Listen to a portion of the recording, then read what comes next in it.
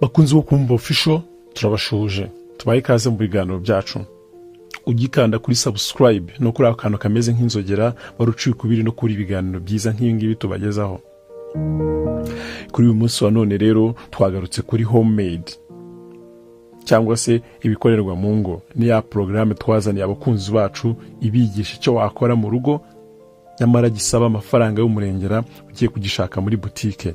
Nandi twigisha gukora isabune, twigisha gukora shampoo, twigisha gukora inzoga zitandukanye, amaji atandukanye, biscuit, amandazi n'ibindi bitandukanye. Kuri uyu munsi wa none rero twagarutse kuri homemade. Homemade uyu munsi ijyanye n'iki? Ni ukuvuga uyu munsi twagarutse ku gice twahariye ibinyobwa cyangwa se drinks. Imwe muri za produits ziri consumable cyangwa se bimwe tunywa cyangwa turya. Iki kinyobwa kimaze imyaka isaga 800 gikorerwa hano iwacu i Rwanda.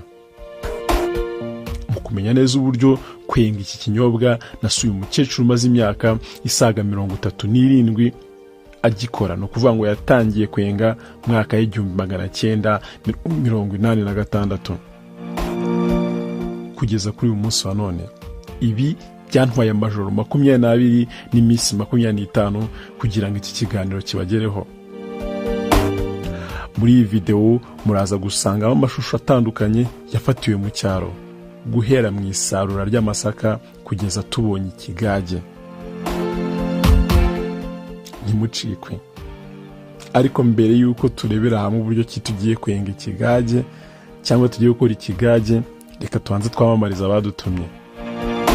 Turagaruka mu mwanya. Ariko mbere yuko dukomeza, reka tubanze twamamariza abadutumye. Na na na na na na na na na na na na. Siko mbona umeze neza mu matita. Ubuse nabuzwa n'iki kumera neza. Ubu ngubu sigaye nikorera isabune yanjye iriwe njya gutakabuza amafaranga. Uzushatse kuvuga iki? Nshatse kuvuga ko ubu navumbuye ibanga ko nshobora kwikorera isabune, shampoo n'ibindi byose bimfasha nibereye iwanjye. Waba ukeneye kumenya gukora ibintu byinshi bitandukanye wibereye iwawe? Homemade tugufitiye igitabo kirimo amasomo menshi atandukanye wakwifashisha ukamenya gukora isabune, shampoo, pomade, gukora amarangi atandukanye, vaseline n'ibindi byinshi cyane. Tugufitiye kandi n'ikindi gitabo gikubiyemo uburyo 30 ushobora kwifashisha ukora juice cyangwa se inzoga. Soma iki gitabo. Ukeneye ibindi bisobanuro waduhamagara kuri 0782 80 20 cyangwa se 0729 92 0313. Yose rero reka turebe hamwe uburyo kidukora ikigage cyangwa se black sorghum beer cyangwa se inzoga ituruka mu masaka y'umukara. Urebye tugiye gukora amajerekani 4 y'umurerwe cyangwa se inzoga itagira imvuzo. Inzoga itagira imvuzo bayita umurerwe. No kuvuga ngo inzoga tugiye gukora ntago habarimo imvuzo.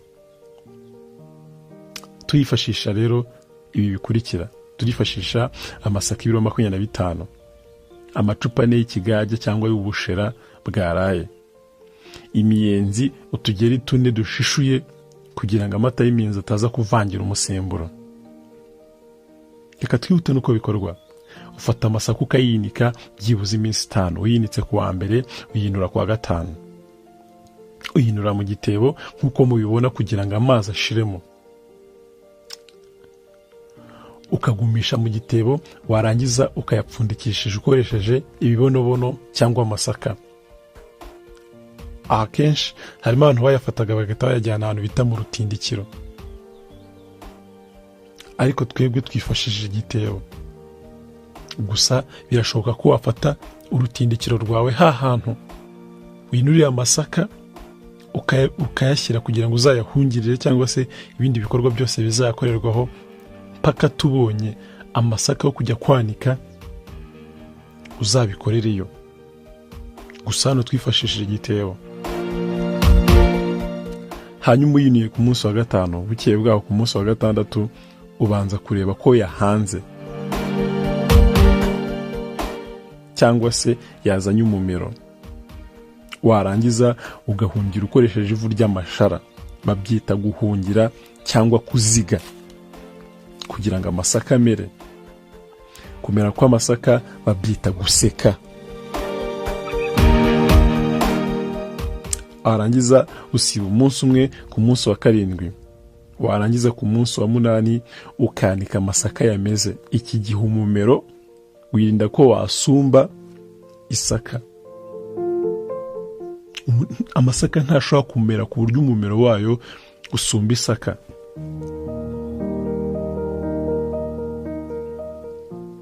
Iki gihe unyuze hafi y'urugo rufite amamera wumva humura cyane.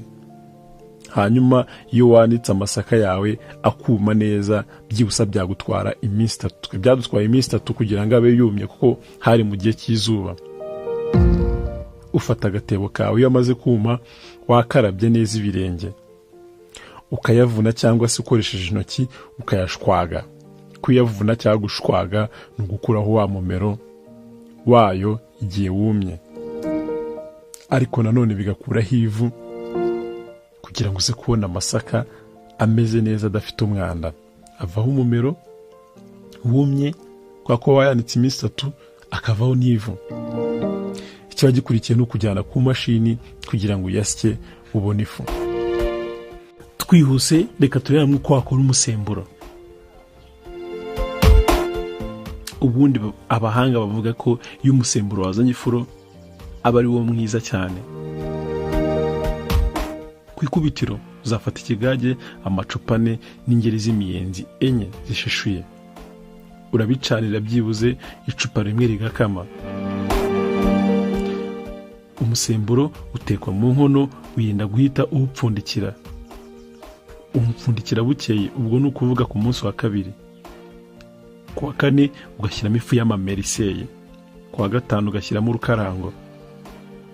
Ushobora gukaranga ibigori cyangwa amasaka, ariko ibigori bivamo urukarango ruhumura cyane kandi ruryoshye ikigage. Uzakoresha ibigori. Iyo wakoresheje ibigori ubisekura mu isekuru ukayungurura agafu kanoze. Iyo wakoresha amasaka ushyira ku rusyo ukayungurura ifu inoze. Ku munsi wa gatandatu ugashigisha igikoma, ufashe amazi ijerekani imwe muri ya majerekani 4 tugiye gukoresha. Nkuko muri kubireba, warika ijerekani imwe, warangiza ugafata umuvure wawe n'imyuko 2 ugashakisha umuntu ugufasha. Imyuko minini. Warangiza ugashyiramo ifu mu muvure. Mazi yamara kubira, ukora icyo bita kudahanura ukoresheje isafuriya, ukagenda usukamo buhoro buhoro unavanga ukoresheje umwuko. Iyo ikivuge kibonetse, ukora icyo bita gufurura cyangwa se kongeramo amazi akonje kugira ngo kidahirimbira cyangwa se gushya cyane kikarenga. Icyo gihe uvuga ko kitaryoha. Iyo cyahiye kigahirimbira, bisaba kumara kuvanga neza ikivuge kibonetse, ugahita ushyiramo amazi akonje nk'igice cy'ijerekani. Rero tudatinze reka twihute nuko bahita batara ikigage. Ufata idomoro isa neza ukadahanuriramo cya gikoma cyangwa ikivuge gifuruye, ukongeramo amazi yasigaye za jerekani 2 n'igice, zigahita ziba ijerekani 5.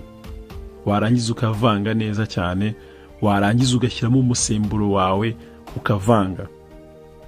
Babyita gutera umusemburo.